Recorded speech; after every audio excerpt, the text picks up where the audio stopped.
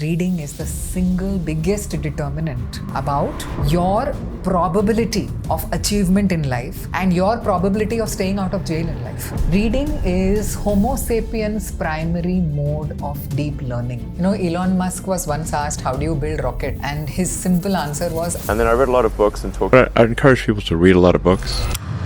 So reading is an aerobic exercise of the greatest magnitude involving multiple parts of the brain. There is no other activity that brings these four parts together. University of Sussex study which showed that 6 minutes of reading reduced stress by 68%. More than music, walking. How is that possible? Stress reduction because your mind is centered. You're on the path to learning. You are feeling more confident about expressing yourself. That makes you a calmer person. This is a very beautiful statistic. 10 books of fiction have more emotional range than your whole life. So readers are able to develop greater cognitive flexibility over time simply because they are able to understand that more than one point of view or more than one reality can exist.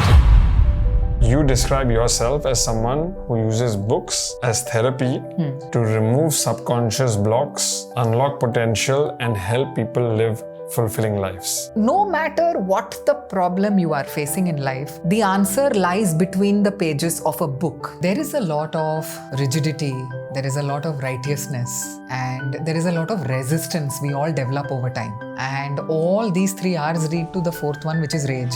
Just the simple act of walking into a library and looking at all the opinions, all the information, all the history there can humble you a little bit. For someone who has lost their way, how do we start developing this habit of reading? Like, how do you choose a good book? For a complete non-reader, a great place to begin. This has been one of my favorite podcasts ever because my guest actually uses books as a form of therapy to help you in pretty much every situation that you have in your life. From complex negotiations with your relatives to mastering your own emotions to unlocking your true potential. Everything, according to her, can be solved by reading books with her. Completely mind-blowing. Reeta Ramamurthy Gupta, Asia's first reading coach, explains to us why Warren Buffett spends 80% of his time reading. I just read and read and read. I probably read 5-6 hours a day. What was the one book that completely changed Novak Djokovic's life? This is the secret sauce that you've been waiting for. So you have to watch it to the end because it's mind-blowing. Let's just pause. Subscribing here isn't just about supporting our channel. It's about choosing what kind of thinking you want around you regularly. So if that resonates, you know what to do. When I heard about you, I thought that you're going to help me, discover my passion for reading or something like that. But then I realized that you're much more than that. So can you just give me a little explanation of what you do in your words? So the first thing I do is I look at 3 R's, I would say, right? There is a lot of rigidity, there is a lot of righteousness, and there is a lot of resistance we all develop over time.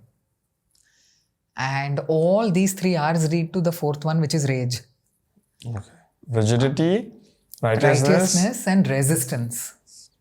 Like a solidification almost. Like a solidification. Of ourself. Like a hardening. A hardening. Like a hardening. Yes. Right? Because over time, we all grow up thinking that we are right. And we make it a habit of defending ourselves as well. And I found that just the simple act of walking into a library and looking at all the opinions, all the information, all the history there can humble you a little bit. Every time I walk into a library, my first thought is, I can never finish reading all this. There is so much I will never know. So what is the point of this rigidity, this righteousness, and this resistance? And which is why I thought that reading is a great intervention. It's really an intervention. It is literally therapy. You just sit down and there's this scientist by the name of Dr. Angus Fletcher. He has studied both neuroscience and literature. And he says that when you step into a story, right? This is about reading fiction. When you step into a story, you get out of your belief systems, your biases, your preconceived notions, and you begin to appreciate another person's point of view. And that changes who you are. I found it fascinating that when we encounter an opinion that is different from ours, how do we react? Are we going to double down on our resistance, our righteousness? Or are we going to just say, hey, this is an interesting point of view. I never thought of this before. Reading helps you get from point A to point B, and which is why I feel that it's very strong therapeutically to just loosen you up a little bit. I'm just thinking of The White Tiger, which was first I read the book. Yeah. And I stepped into the story and it blew my brains out. Right. I laughed, I cried. And I was obsessed with the book, which is why I embarked on what was a crazy journey to make the movie. How is it different when you're reading a book compared to watching a movie? Like Fletcher, what would Dr. Fletcher say?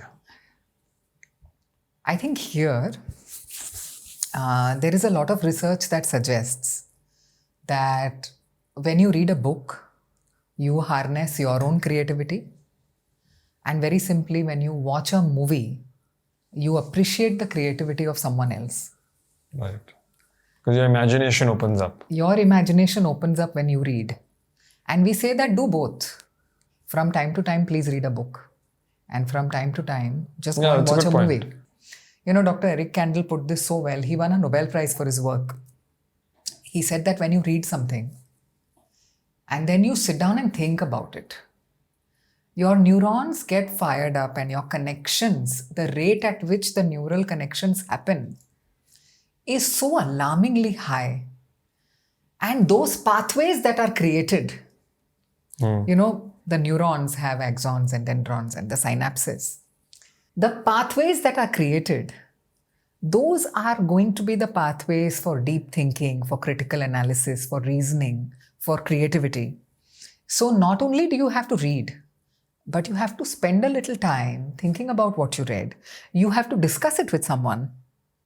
So Cal Newport wrote in his book, he spoke about why do large tech companies have whiteboards? Now you have technology, you have everything in the world. Why do you have whiteboards? Because people need to discuss ideas with each other and cement that into neuronal connections. And that is when they become capable of deep thinking. So reading has immense benefits. They are proven and we've been studying it since the 19th century. But it's only now, in the last 20 years, that screens came in. And that the danger of, loss of skills due to lack of reading has become real. Right. That I think a lot of people are now talking about it. So, Reeta, you have very cleverly not told me exactly what you do, which is fine. We will get into it later. I won't let you go. We have a whole bit on that. I want to discuss all these things with you, which is the issues that we have today in India, especially. The epidemic of not reading and screens, and what does that mean with our minds, and the science behind that whole thing.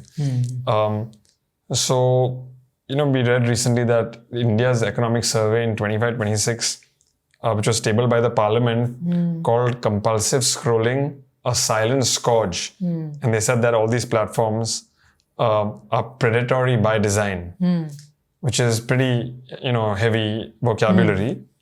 When you read that, what was your first thought? There are all kinds of temptations around us. It is our choice whether to give in to those temptations or not. So like we discussed, not everyone becomes a drug addict just because drugs are available. So not everyone needs to become a social media addict just because social media is available. That would be my first response to it. Although to continue the analogy, not everyone needs to become a drug addict if drugs are available. But if drugs are hanging at every corner and like in front of your face the whole day, and shown to you every time with more and more interesting ways, maybe everybody would become a drug addict then. Today, to become a drug addict, you have to go down the road to some random place, look around and find some guy or whatever and get scared. While with social media, it's right in front of you, nicely dressed up. Right. As the best cake on earth waiting for you, basically. Right. And a lot of that is free. Yeah, and it's free. And it's free. On top of it, it's free. Yeah. Using your attention. Using your attention, which is why I was coming to the most basic unit where we can prevent these things from happening, and that's the family. The first thing you need to do is define what kind of culture your family is going to have. Culture is that behavior that is rewarded in your home. What are you rewarding in your home? What are your dinner time conversations? What role models are you talking about? Because the children are impacted by all of this. Right. There are studies two big studies I will tell you about, very, very meaningful right now and in this context. There was a time when the grandmother used to sit and tell you a tale. And that was about give and take. What you call a conversational turn, right? Now, no matter what the socioeconomic status of your family is, no matter how educated your parents are, the extent to which a child develops their mind depends on the number of conversational turns they have with adults during their childhood. Okay? So you have one example where a grandmother is reading stories to the child or just saying stories to the child, and the child is curious and is having a conversational turn. And that is helping them develop their mind. Like a learning loop. Now, the other thing is, aajkal, you just, put a story or a YouTube video in front of your child. And the child is watching that for some time. And you're saying, yeah, the child is learning everything. Learning, but there is no conversational turn. And there you have set the culture for your house. It's the smallest way to explain this. The other thing is, because you want some me time, you're going to hand a smartphone to your child. Acha pakad, keep it for some time. That's because you've had an exhausting day and then you want half an hour of me time. So the parent themselves is handing over a smartphone to the child. You see this happening all around you. The third thing is, when I read on paper versus when I read on a screen, what lights up in my brain are completely different areas. So when I'm reading on paper, beta and gamma waves light up. And when I'm reading digitally, alpha and theta waves light up. Now, the first one is called an active learning state. And the second one is called a passive state. So I am not able to cognitively process what I'm reading as well in the digital medium as I'm in the paper medium. So there are so many things that are happening simultaneously, from culture building at home to what is accepted in schools by way of education. We play doll. Do we play library? Right? On your annual day in your school, are you rewarding the best reader in a class? So there is a systemic neglect of rewarding reading behavior. So let me show you something. So the first sense that got strengthened in us as a part of evolution was the sense of touch. Now, this is easy to understand. It's one of our strongest senses, obviously, because we don't go around touching strangers. Right? We touch people that are our friends. We touch people that are our family. So touch, tactile sense. And this is called spatial navigability. I have finished so much of the book and so much of the book remains. I don't get this on Kindle in a tactile fashion, right, which is very, very strong. The other thing is, most of digital is really an endless scroll, right? Not a single word on digital is anchored to a place on a page. All the spatial cues are missing. And spatial cues make me feel safe. So it's almost as if there is a fire burning behind me and you're expecting me to concentrate and read. The cognitive load. First, I want to feel safe. So there are 3 ways to read, right? which we now, I think because of our fast-paced lives, we've accepted audiobooks, we've accepted Kindle, and there are physical books. Now, research is very clear about the value of each. The difference lies, the cognitive load that I'm talking about is about the endless scrolling. That's the main problem. That is the main problem. So, no sentence, okay, is anchored to a place on the page. We constantly pick up spatial cues. It is part of our evolutionary framework to understand that, at the bottom of that page, there was something very interesting. The lion was standing there near the tree. It came from that 10,000 years ago. Yes, spatial And the cues. deer was over there below the cherry, whatever it is. Yes, spatial cues are a very important part of how we learn. It's how we see the world. Yes, and digital scrolling takes that away. So I think the important thing here is that audio is a great medium for a trigger. Right? So I come to you and I say, I have seen 20 videos on how to do cardiac surgery. So can I please operate on you? You're going to run away from me. I will come to you and say that I have watched so many shows about how to fight legal battles. So why don't you appoint me as your lawyer? You will run away. The deep study that is required to gain skill in a certain discipline, it is proven beyond doubt that comes only from reading. Reading is Homo sapiens' primary mode of deep learning. This has been proven through countless studies. And why is that? Because before reading, they had nothing. Like for me, and I think a lot of people will think that reading was there, but now you have visual Correct. Momentum or audio and all. It's one more version of it. Correct. Why are we putting reading on that pedestal where you would say, like you said, it's the primary mode and it's the only mode of learning? Yeah. Why is that? Because of the journey that got us there. Right. So the first brain appeared about 600 million years ago. It was a single nerve cell. And we talk about 5 iterations of the brain, right? Language happened in the 5th iteration of the brain.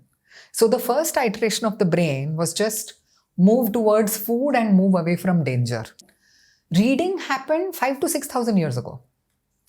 This is the journey. 5,000 years ago, that's it? 5,000 to 6,000 years ago, yes. Reading the way we know it today, which is structured reading, right? But the ability to recognize symbols came a little earlier than that. Speaking and listening are about 1.5 million years old, right? So this is the timeline we are talking about.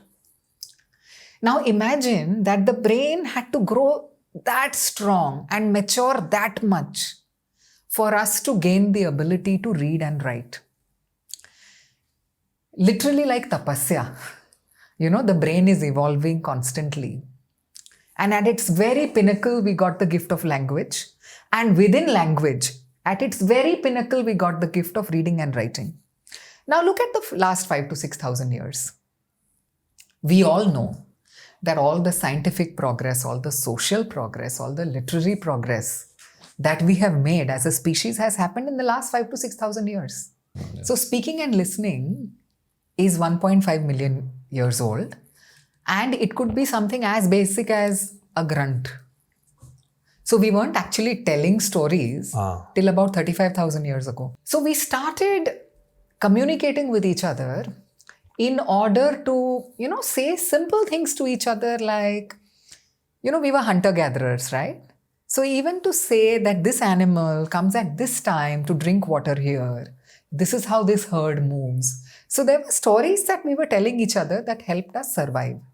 Storytelling is very, very old, which is why we go back to that entire conversational turns bit where I was talking about the mother or the father or the grandmother or the grandfather sitting down and telling stories to the child. It's not an audiobook. It's a communication between living people. There is a beautiful study. 10,000 students. It's called the ABCD study. It said that reading was the single biggest determinant. Are your parents graduates? Does not matter.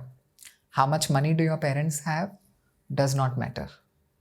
Reading is the single biggest determinant about your probability of achievement in life and your probability of staying out of jail in life.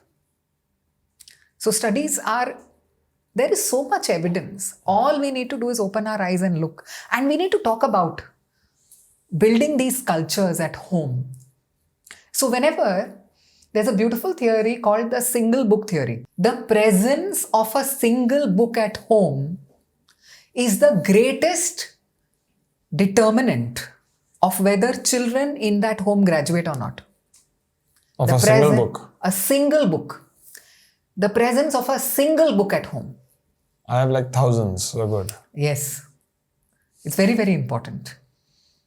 I love a good library. When I go to someone's house, like I used to always notice abroad when I used to go to people's houses, they would always have a massive library in the hall with like a show-off thing, like Yeah. in a nice way, like these are my books. Yeah. And in India, how many people's houses you go to where in their hall they'll have a TV for sure and some vases and all that stuff. But how many people will have a wall of books? Very few. One of the reasons why youngsters should read is because your income cannot exceed your personal development. What do you mean? So people want a lot of shortcuts. पर ऐसा कुछ है नहीं. There is no shortcuts. When you get older, you realize. Yeah. And tell me something, what is the connection between reading and stress? Because there's this University of Sussex study which showed that 6 minutes of reading reduced stress by 68%. More than music, walking. How is that possible? Reading is one of those activities that involves maximum parts of your brain. Okay? So we say that when your eyes see a word on the page, okay, there is a part that looks at the shape of the word. Okay? There is a part that recognizes what those words come together and how are they pronounced, right? Right. There is a part of the brain that looks at meaning. All these parts come together and then you say the word win. Okay, I'm reading W-I-N. In your head. In my head. So reading is like an aerobic exercise for the brain. Okay. Now, after a lot of this coordination and this aerobic exercise, we always say that just like you do physical exercise to stay fit, you have to read for your mind to stay fit, for your brain to stay fit and healthy. Now, this exercise has now created so many pathways in your brain. You have about 86 billion neurons in your brain. And the creation of these pathways helps you learn anything with ease. Because first, you have to create the pathways. And that is when learning begins. Now, all of this has a profound relaxing exercise on the brain. It is like you are relaxed because you are prepared. And a reader has a beautiful sense of identity about who they are. We say that reading is a great social glue. We say that a reader can enter any conversation and contribute something meaningful to that conversation from what they know. A reader is able to make sense of the world around them.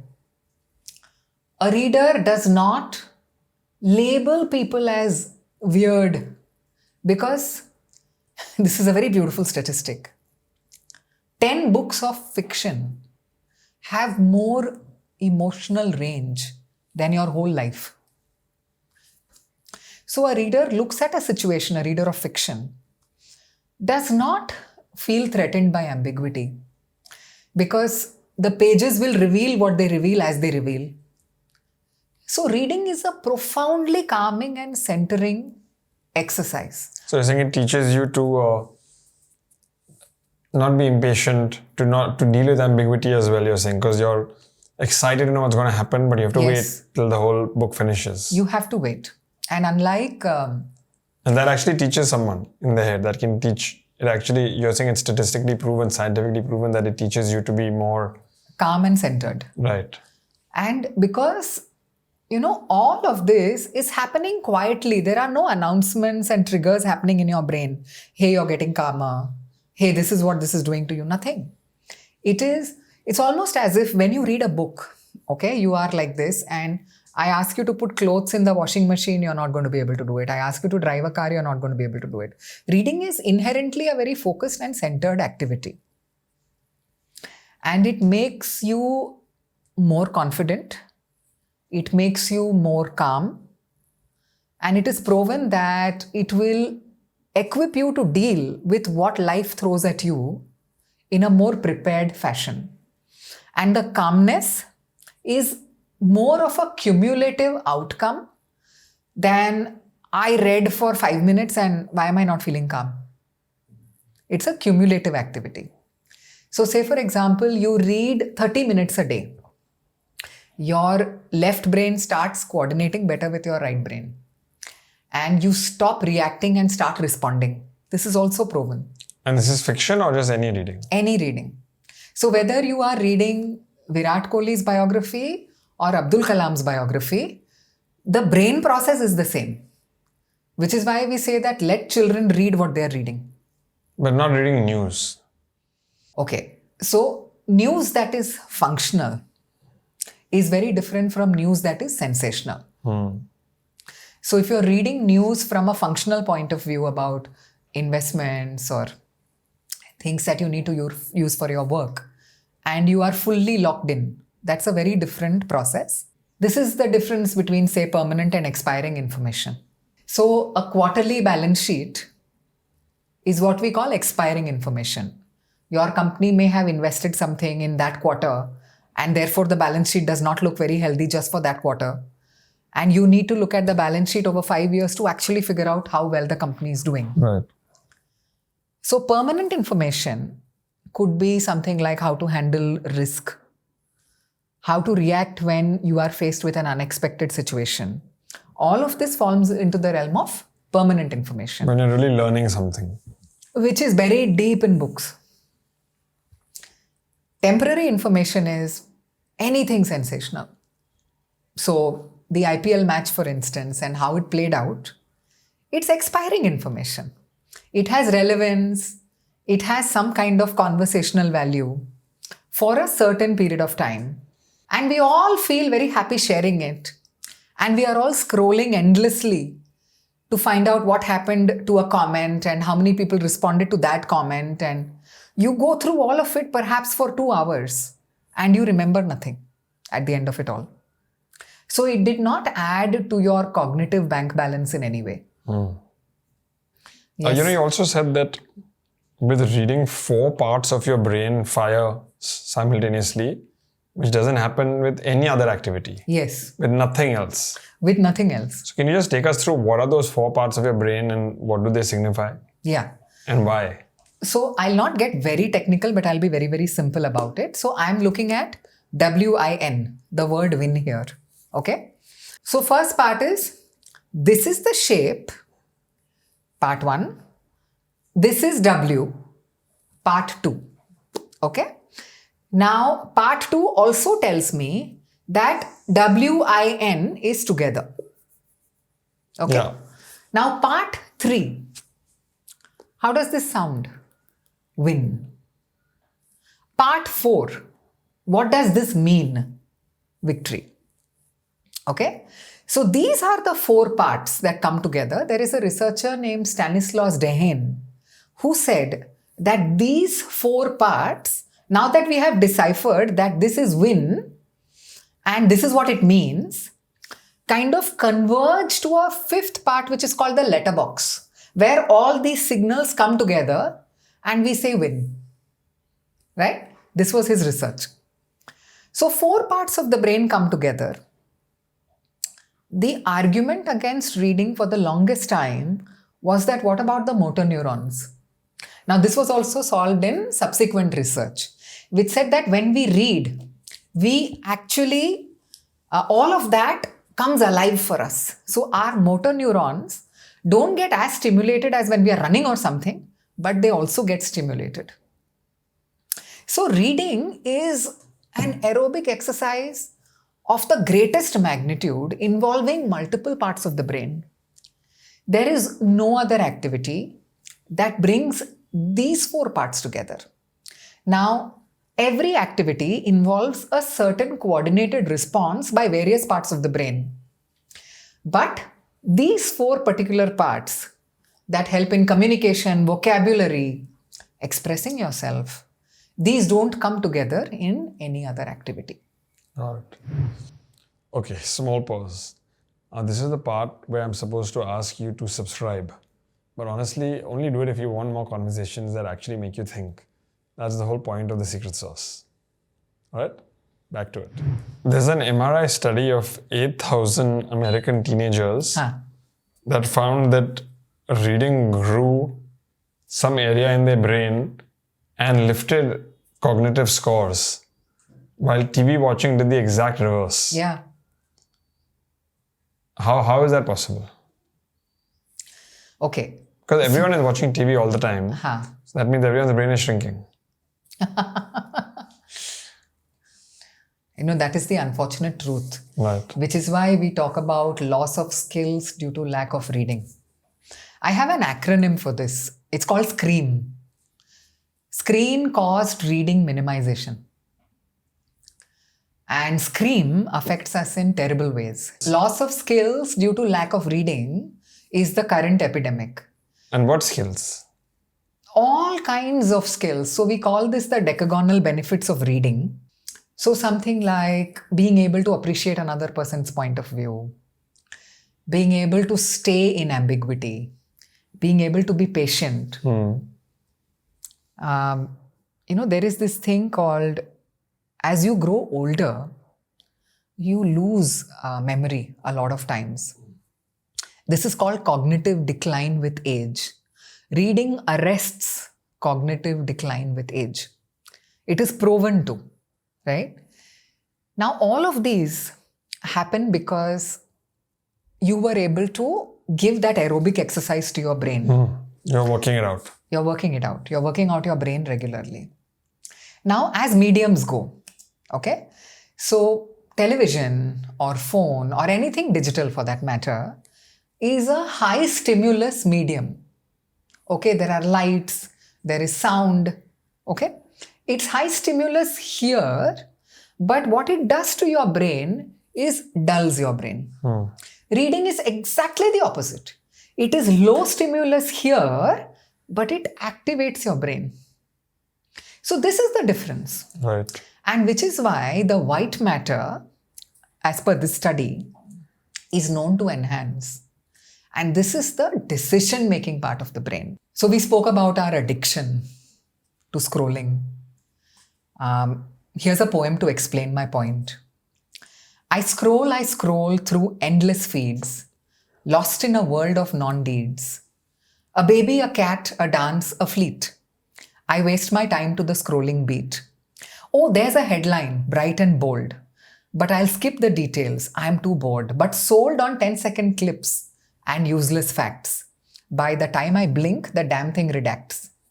Where's my focus and mental flair? Is this an attention nightmare? The hours slip by. I don't even know. Where did they go? Where did they go? I know things I will never need, but learned nothing from this mindless feed. I've Googled celebrity hookups and their fights. But have I wished mother good night? My tasks easily begun, but never done. Succumbing to the clock, waiting for none. Here I am lost in this maze, an absent-minded online days. No wisdom gained, just dopamine highs. And yet I scroll, cause it feels so damn nice. We have become so addicted to scrolling that I'd like to ask a question to the viewers. When was the last time you read uninterrupted for 6 minutes? Because that study suggested that 6 minutes of reading reduces stress by 68%. When was the last time you read uninterrupted for 6 minutes? You did not stop to check a notification, or you did not stop to check an app. It's a good question. Yeah. And what are the benefits of reading? I think it's very useful for us to recognize when we say loss of skills due to lack of reading. What are these skills that we are losing? So the first one is cognitive flexibility. I have a point of view. You have a different point of view. How do I work through it? And how do we reach a place where we manage to work together with respect despite the fact that we believe in two different things? So readers are able to develop greater cognitive flexibility over time simply because they are able to understand that more than one point of view or more than one reality can exist. But this is a scientific fact. This is all scientific. Like who made this? Each of these they are meta studies. I see. And I would say that the 10 benefits of reading have come from superimposing about 49 different studies. Wow. Got it. Yeah. The other is developing empathy. Like I said earlier, 10 good books of fiction have more emotional range than your entire lifetime. So you are able to relate to people's realities so much better, why they are doing what they are doing, what could be their unique circumstance. You're able to relate to that much better if you are a reader. Arresting cognitive decline with age. I know a 92-year-old lady who still reads 3 hours a day and she doesn't forget a thing. Right. Also, another dimension of arresting cognitive decline with age is because you enjoy reading and you've been a reader all your life, you don't feel lonely. And because you don't feel lonely, all the resultant, pitfalls of loneliness don't affect you. Committing to deep work, because reading is such a focused activity, your brain is primed to commit to deep work in other dimensions as well. Emotional regulation. Now, when we spoke of cognitive flexibility earlier, it was about differences in points of view at a technical level. Now, when we talk about emotional regulation, it is about emotionally charged situations where people have the tendency to break all ties in that moment and walk away and believe that what they are saying in that moment is the last word on a subject. So that can destroy families. Reading over time helps you control your reactiveness. You are able to respond rather than react. Self-mentoring. Reading biographies is one of the most beautiful ways to mentor yourself. You want to spend 4 hours with Steve Jobs, pick up his book. You want to spend 4 hours with Abdul Kalam, pick up that book. You want to spend 4 hours with Mahatma Gandhi, pick up that book. So self-mentoring is one of the, easiest to understand benefits For sure. of reading. Very obvious. Then we spoke about stress reduction. Stress reduction because your mind is centered. You identify yourself as a reader. You're on the path to learning. You are feeling more confident about expressing yourself, about fulfilling your destiny. That makes you a calmer person. Encouraging creativity. So a reader, because of this massive aerobic exercise in the brain, reading encourages creativity. And like we discussed the 80-20 principle, when you read, you activate your creativity. When you watch, you appreciate someone else's creativity. So we say that can you spend 80% of your time building your own and 20% of your time appreciating that of others. Connecting the dots. Readers have to remember what they read on page 18, how it connects to page 88, how that connects to page 168. There is no quick scroll solution to the end of the story, which helps you understand how the story progressed. So readers are able to stay in ambiguity till the dots connect, which itself is very important. Perpetuating and building on evolutionary advantages. Reading is an advantage we got over 600 million years. So to build on that is a part of the skill. Got it. So we don't lose 600 million years of what we built over 20 years of smartphone usage. Wow, so basically reading Can change your life. Absolutely. It's when I look at all these 10 things, 10 benefits, out of Yes. which I would not have heard of any other than self-mentoring. If you read a biography, you will obviously learn from it. You know, Elon Musk was once asked, how do you build rockets? And he used to read 10 hours a day. Right. And his simple answer was, I read books. Now, he's not, by profession and by education, he hasn't really learned how to build rockets. When you look at insanely successful people, like you mentioned, Elon Musk, Warren Buffett apparently spends 80% of his time reading. Yeah. I didn't believe it when I heard it, but I researched it and it's true. Yeah. I think he reads 500 pages a day or something, but that includes company reports, but whatever, that's a mind-blowing amount of time. Bill Gates reads 50 books a year, which is 1 book a week. I've met some very successful people who tell me they read 1 book a week, which is quite mind-blowing, because that means they must be doing your 1-2 hours a day minimum to finish a book a week, especially if it's a big book. Yeah. So when you look at a lot of successful people, I mean, this is one of the threads that you see reading. And in your book, you mentioned some interesting stories about how books have changed various super successful people's lives. Can you take us through a few examples? So yes, like we were just talking about Elon Musk, right? So he was actually asked, how do you build rockets? And he said that, I read books. LeBron James, you might connect a lot of CEOs with reading. You might connect academics and businessmen with reading. And that all seems very obvious, but it's the minute you go out of this realm into sports, into music, that's when the power of reading actually shines through. So LeBron James has said that reading is how he switches off. And he knows that he has switched off in the most meaningful way. Top CEOs always tell me that work is so much stress, but I don't want to watch TV as I sleep. I read fiction because it's light. Fiction is my preferred form of entertainment. When you read before you go to sleep, remember some time back you spoke to me about the 60,000 thoughts a day? Here's the challenge with it. I get 60,000, 65,000 thoughts today. I get pretty much the same thoughts tomorrow, the same thoughts day after. Reading before sleep is one of those few interventions that's proven to introduce new thoughts to me the next day, new conscious thoughts. Because let's face it, how many of these 65,000 thoughts do we consciously register? Very few. So we are able to understand this in the context of businessmen.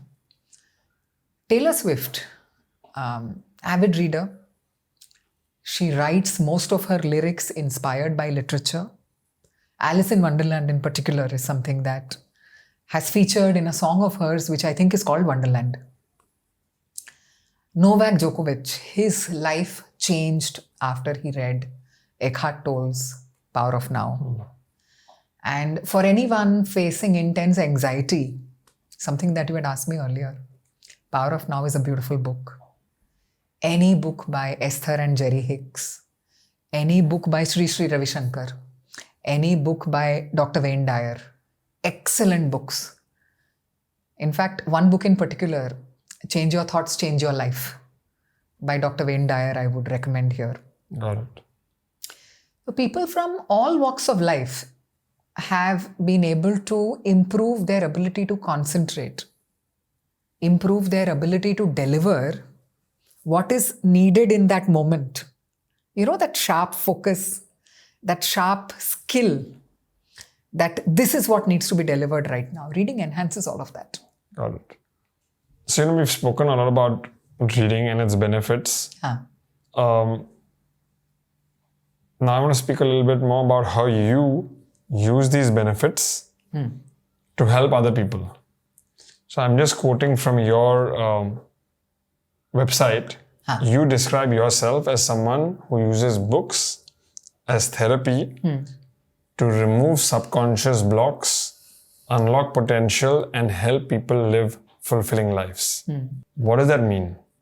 I want to go deep into that. I want for me and for the audience to understand, how do you use books? I realized that we need to look at reading in a therapeutic way. You have to understand what is the problem someone is going through and how can reading help you solve the problem. Somebody who has a temper issue, we look at it in two ways. We saw the decagonal benefits of reading program and the entire chart. And there are two aspects that are completely off. One is the cognitive regulation, second is the emotional regulation, both are off. So I think the important thing is to understand that what triggers this person. When you get that overwhelming rush of anger, it's really a trigger to a certain set of situations where you're either feeling inadequate or you feel that you were ignored, you were not given your due. It's very, very important for us to understand where your mind runs in that situation. One of the first prescriptions to them is actually Eckhart Tolle's The Power of Now. That is a great anchor book for this. Because as you read the book, you learn a lot about staying in the present moment. You learn a lot about, this is not a very good word, control. It's not a very good word. I think the important word is to stay knowing fully well that your ability, that what you have learned, your skills, are capable of delivering an excellent life for you. When you doubt that, do my capabilities, my skill sets, the opportunities that I have, are they capable of delivering an excellent life for me? Your mind wanders into various negative scenarios, and one of the reactions is anger. Another could be anxiety, right? So a good anchor book is The Power of Now. But along with the anchor book that we read, so the system that we follow is this. We talk for the first 2-3 sessions. We understand the specific trigger. Once we identify the anchor book, we have a 90-minute session where we read for almost 45 minutes of that and talk for the other 45 minutes. So you just to be clear, you first you heard my problem. Yeah. And you've identified a couple of anchor books. Yes. What is an anchor book? An anchor book is a book that will talk to you. When we say that don't feel bad about leaving books incomplete, what we mean is that book was not right for you. Got it. There are books that talk to you and there are books that don't talk to you. It's as simple as that. You send 10 children into a bookstore, each of them will pick up a different book, depending on what talks to them. As adults, we forget these things. But there are still books that talk to you and there are books that don't relate to you at all. You're like, ye kya bakwas hai, right? So we identify an anchor book basis our understanding of you and your problem and your trigger. So you'll spend some time talking to me, understand my Yes. problem, understand my trigger, and you'll recommend one of these anchor books. Yeah. And then? In the first session, once you've shared your problem with me, I'll send you some kind of a questionnaire. There's a lot of homework involved. So I'll send you a questionnaire which you'll fill. Basis that, even in the first session, I will identify a book. As we progress with reading and as we understand and become comfortable with each other, there's this very interesting book, The Cow in the Parking Lot. I don't know this book. Okay.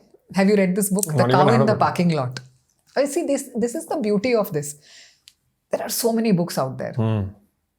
Now imagine that you entered a parking lot and there was just one parking and you are racing towards it and someone else takes it. Yes. A typical trigger for anger. Yes. And we say that what if a cow had come and stood there? It would have defused the situation for you, right? So The Cow in the Parking Lot is a very nice book I use for anger management, which takes a Zen approach a Zen Buddhist approach.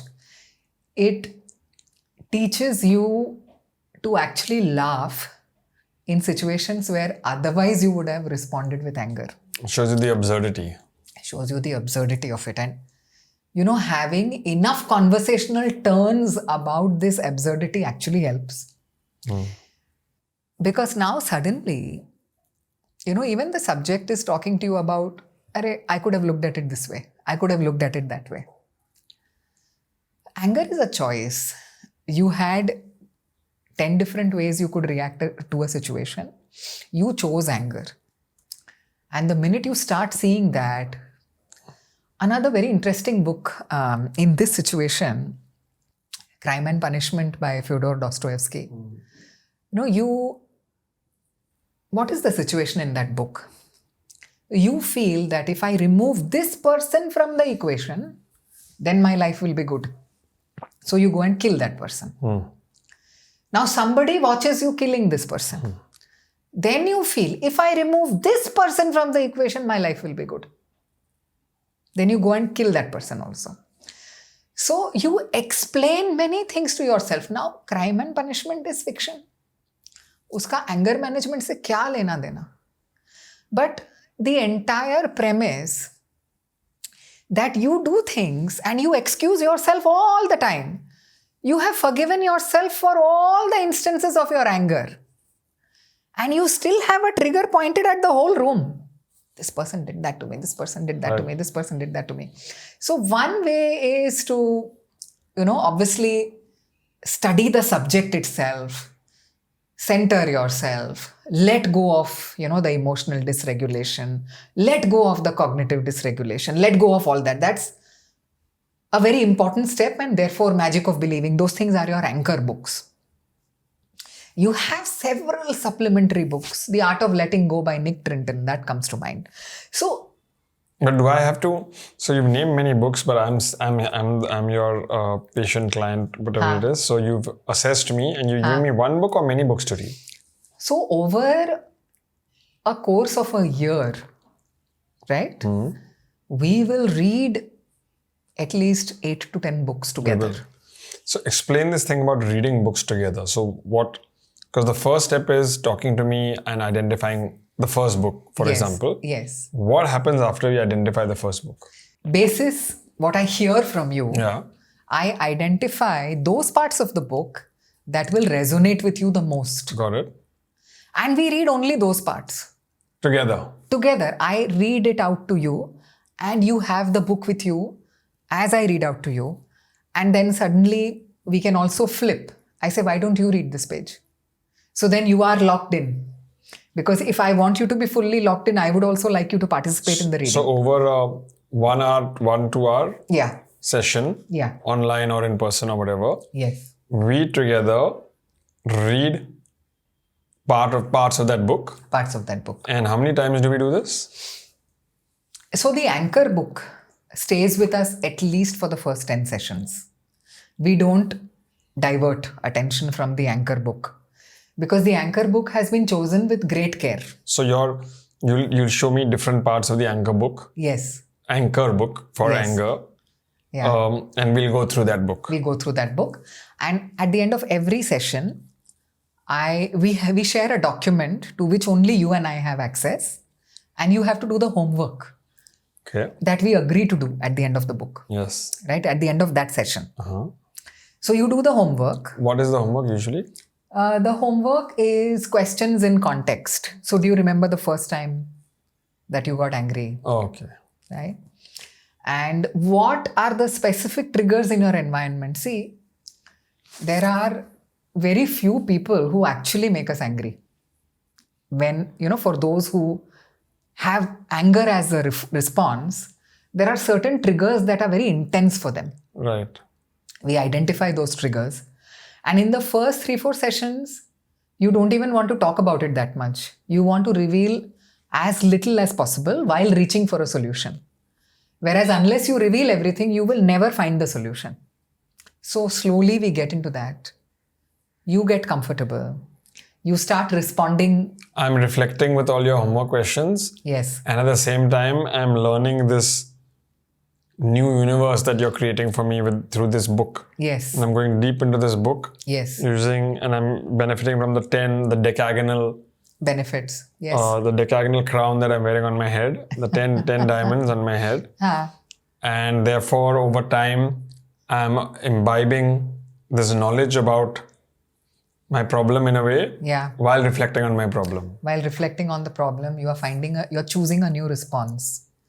That's the ideal. Got it. Right? And then? NHS UK had this program, patient reading program, where people used to come to doctors with a specific problem and doctors used to give them a book to read. And then what happened? It was a very successful program. Wow. Yeah, NHS UK had this program. So, yeah. So you are now writing out, your observations, and you are letting me into what triggers you slowly. And as we begin to understand this journey, I feel that, okay, let's, introduce a dose of humor in all of this, which is why I said, the cow in the parking lot. And then let's introduce some spirituality into it, which is the art of letting go. Or Thich Nhat Hanh's books on anger. He has approach an entire book on the anger. problem from different angles. Different angles. And because we are so concentrated about it and so focused about the problem, and we will speak to each other every week. That discipline has to be maintained. We will speak every week. We will speak 4 times a month, and you will do your homework. And when you come back to me, before the next session, I have to read your notes. I have to read your answers. Right. And then basis that, it's when your answers go into a different zone that we may choose a new anchor book also. You feel this is juiced out and you go to the next book. We go to the next book. But then over a period of time, in a year, we may go through as many as 6 anchor books. And when do we end? See, the end is, literally a slowing down of the process than an immediate full stop. And then you tell me that, hey, this happened and this is how I had reacted last time or the last 10 times and this is how I reacted today. And you feel better about it. And the pattern is broken. And then we reduce the number of sessions. We reduce the frequency of the sessions. And we ease it out over a period of time. But by then they are a converted reader. And then they like to read more about associate subjects. And then there are, Got it. once in 6 months, there's a recommendation that comes your way. And it just eases out. But it's a beautiful relationship that has been formed. It sounds fascinating and like I've never heard of anything like this, honestly. And can you give me an example of someone who, benefited from this self-mastery program? There was this lady who came to me. Her marriage was annulled. A very long and beautiful marriage ended. She had developed her own coping mechanisms along the way, which involved alcohol, which involved some kind of substance abuse, because she felt that she was not seen. She was not seen at all in the relationship. And it was her mother who had reached out, saying that she's in a very bad shape. Now, these kind of situations are to make them see that they were part of the problem is very difficult. In Hindi, there is a beautiful saying, Tali ek haath se nahi bajti, right? So, no matter what you perceive to be the cause of that divorce, there are ways in which you co-created it. You can't just be the victim 100% and lie down and say, Yes. it's all... You It's will all not get someone over it else's then also. fault. It makes you Yes. powerless also in a way. Makes you powerless. So we, in fact, this is one of the books I used. Maximum achievement. Maximum Achievement. And, I use this as an anchor book because there is so much in it. I'll read something. You can violate man-made laws, like traffic laws, and you may or may not get caught. But if you attempt to violate natural laws, you get caught every single time, without exception. And natural laws could be physical laws or mental laws, right? But to make you realize that you were part of the problem, to make you realize that lashing out in destructive ways is going to only create further problems. It was a very beautiful experience. And there is this other book by Alexander Pushkin, which is a compilation of short stories, that has a story called Queen of Spades. Now, Queen of Spades is about a guy who thought that somebody else had figured out a trick with 3 cards because of which they won the game every time. They thought that somebody else had figured a shortcut. And then they go and torment the person to learn that trick. And when they try to use that, they fail. Because what they don't realize is that what works for someone else does not work for them. It worked for them because of their unique skills, their unique personalities, their unique character. And the same thing applied to you does not work unless you figure out what is that vocation that will work for you. Now, we reconnected to her childhood. She was heavy into sports. And there was a part of her that came alive every time she worked out. See, all of this she had let go of. You understand? If you see someone over 2 decades and they don't see their decay, literally decay, but somebody who has known them before that is able to see. So I have this book here which I read to her. Can't Hurt Me by David Goggins. Got it. This was a big anchor book for her. All she had to do was reconnect with the core of who she was. We talk about a concept called source, which is your soul at birth, which has all those cogif intelligences. The common sense is firing away. The gut is firing away. The imagination is at all-time high. Feelings are compasses to, your emotional state. So these cogif intelligences that are a part of every human being, which are activated by reading, all we had to do was reconnect her to who she was, to her source energy, and then help her rebuild from there. One of the things that people realize is that they have changed beyond recognition as well.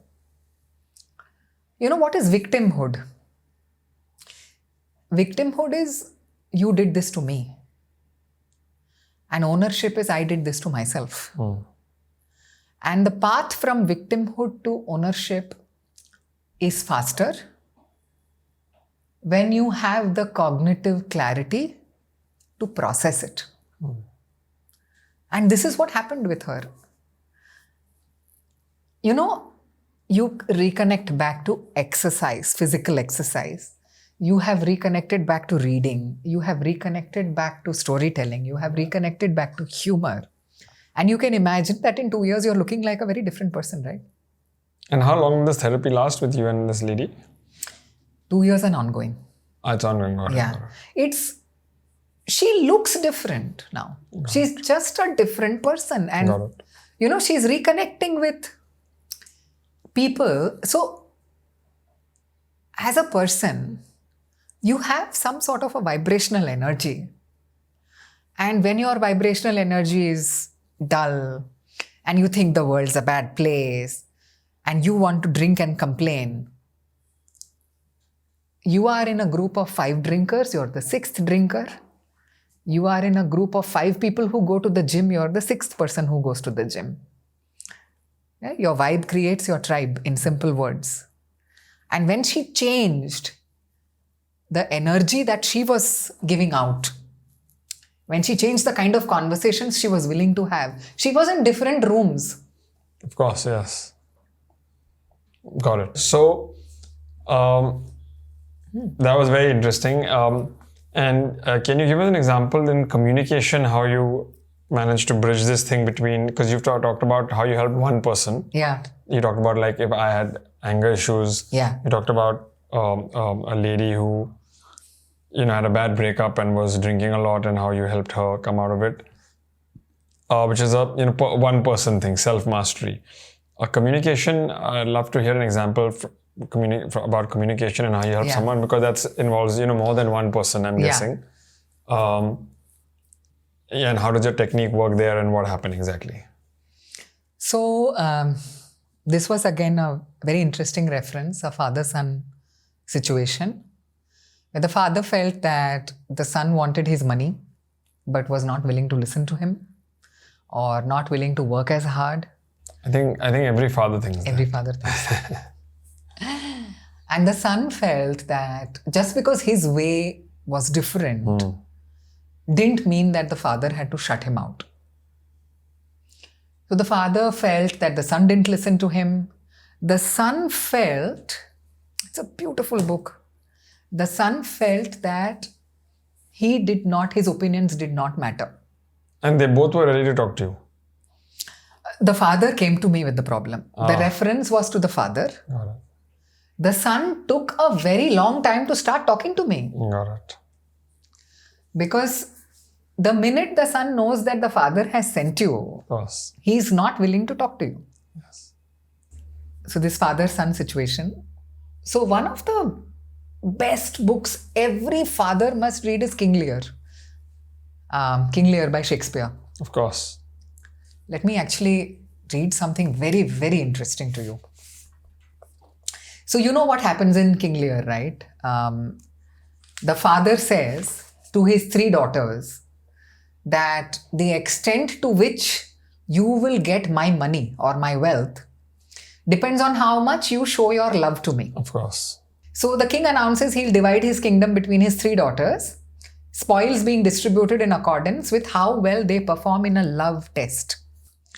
So now the father is very sure that he deserves their love and he should not be approached in any other way.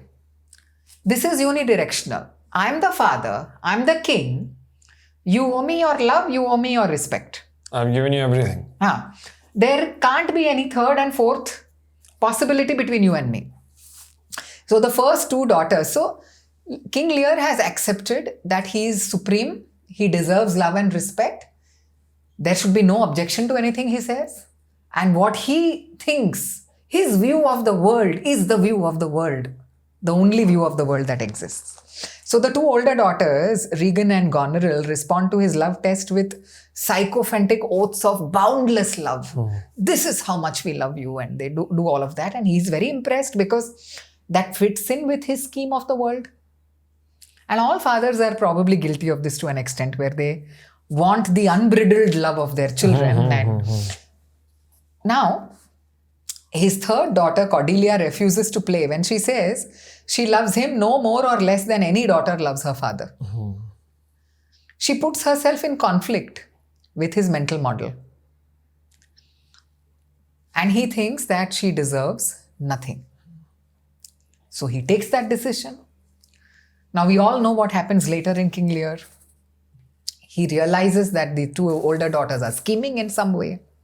And then he desperately wants an out, because by the time he sees that what fit into his mental model of how things should work isn't the only way they should be, he comes out of it. He first has a breakdown. First you have a breakdown, and only then you come on the other side.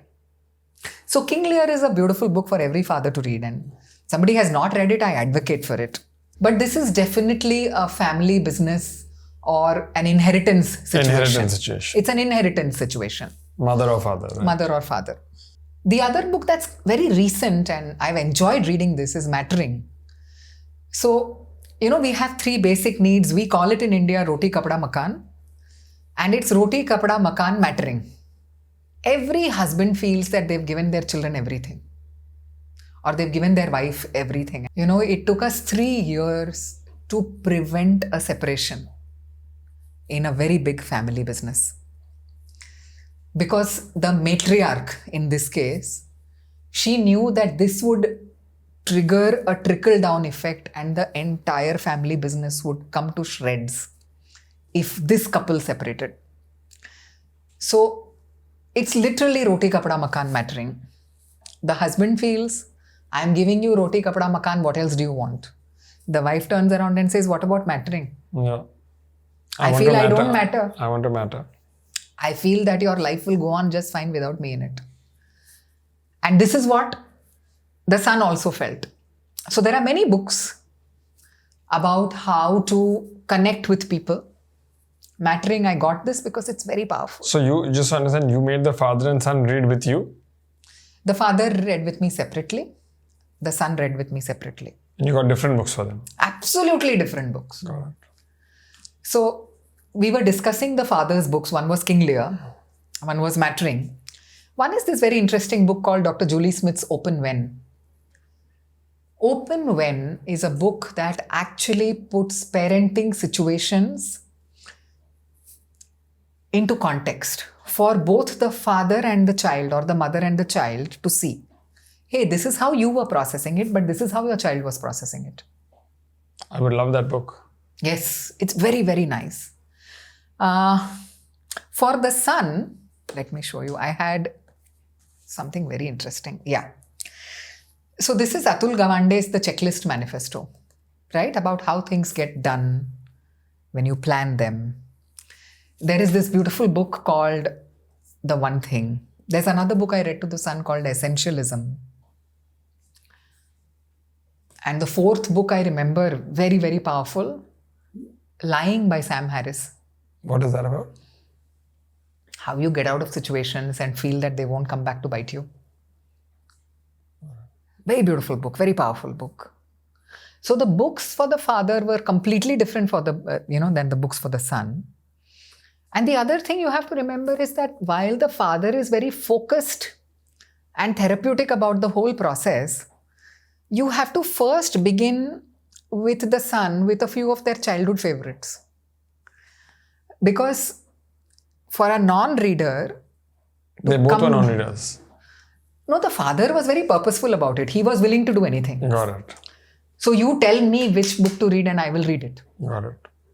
But the son was ambivalent about whether it would work. So we had to go back to things that he was reading as a child to introduce him back to reading. Right. And then we could get into the prescriptive mode. Right. But there are, no matter what the problem you are facing in life, the answer lies between the pages of a book. And if you are not a reader, you just have not found the right book yet. Can I read something? Of course, you can always read something. The reading is about reading. No, because this is something, preserving peace. So Pema Chodron is a monk and she's written a book on practicing peace in times of war. Now, in a lot of these family businesses, what happens is nothing short of war. Yes. And unfortunately, emotions are so charged. So there was a young lady of Niger who smiled as she rode on a tiger. They came back from the ride with the lady inside and the smile on the face of the tiger. Whatever you ride consumes you. You ride anger, it consumes you. You ride ego, it consumes you. You ride partiality, it consumes you. So you ride hubris, it consumes you. So it helped, and the matriarch actually printed this and put it, the first place she sees every morning next to her bathroom mirror. And she said that today I'm going to decide what I'm going to be, not what I'm going to do. Today I'm going to decide what I'm going to be. Am I going to be angry? Am I going to be proud? Am I going to be partial? Am I going to be acerbic? What am I going to be today? And this was a beautiful reminder that she kept with her. Got it. And she used it to not pass judgment. And just because she stopped judging, a lot of the problem went away. She held all the things. Yeah. So, I've just loved everything that you've said now, and there's a bunch of books here that I want to read as well. Thank But you. for someone who has lost their way, Huh. I want to talk a little bit about how do we start developing this habit of reading. Like, how do you choose a good book? Do you read the foreword? Do you read reviews? You said Huh. go to a bookshop. That's always a beautiful thing. How do I start reading? What do I start reading with? For a complete non-reader, a great place to begin is their childhood. Because at some point they had read something they liked, or they had a hobby, or music could be your way into reading. Adventure sports could be your way into reading. Cricket biographies could be your way into reading. Football biographies could be your Find way a into real reading. interest that you have and go Start with what interests you. Childhood is a great anchor for people who have given up reading. And normally, any memories, any triggers that go back there, or even a favorite book that you read when you were a child, is a great trigger to start reading. Picture books, manga, fantastic triggers. Just start reading, basically. Just start reading. Start anywhere. It's like start like an anywhere. 8-year-old kid, Even for them, they say Yeah. whatever they read is fine as long as they start reading. Yeah. And the problem with parents, there are so many books at home. Why don't you read something that's already there at home? अरे नहीं पढ़ना तुम्हारे बच्चे को. They are not excited about your selection of books unless you take them to a bookstore and let them explore. How does social media or scrolling kill the imagination? And how does reading make it better? So we've spoken about reading and focus, right? There is an undeniable, scientifically proven link between reading and focus. Now, why do we say that reading calms you or enhances your creativity? Imagination is image over image over image over image over image, connected by a narrative. Now, you have to stay on image 1 to put image 2 over it, because no matter what you're reading, you are thinking about the characters, you're thinking about the setting. So your mind is creating all of this. And your mind has a narrative in place that it is shaping. So to put image over image over image, you need focus. That comes from reading. As opposed to this, in a 10-second reel, the entire story is over within 10 seconds. You did not keep it and build on it. And after 2 hours of scrolling, you don't remember anything you saw. So this structured process of fostering your creativity through your own narrative and your own version of it. See, when you read Harry Potter, you thought of the characters in your own way. When I read it, I think of the characters in my own way. There is this very interesting book called The Road Less Traveled, which I use when, the challenge is a very fixed mind. And I'm going to read something to you. What assists us to escape from scientific tunnel vision is the discovery by science of the reality of paradox. A human is both mortal and eternal at the same time. Light is both a wave and a particle at the same time. So why insist that your point of view is right? Like the red dot experiment, be prepared that basis your culturing, your view of the world, you will interpret that same thing in a way that means something to you, just like someone else will as well. So this was the red dot experiment. Now I have just some quick questions for you. One book for the person who says I'm not a reader. So I have to go back to this person's childhood and pick the book. Something they love from their childhood. Yes. Got it. One book every Indian CEO should read that almost none of them have. Loon Shots by Safi Behkal. Loon Shots, wow. Like moonshots, but crazy moonshots. Loon shots are about how companies are run and fantastic Wow. work. Cool, not out of it. Audiobooks versus physical books, which ones are better? Scientifically proven that retention in audiobooks is 28% lower. But if you're choosing audiobooks to spend time that otherwise would be idled away, no problem. Got it.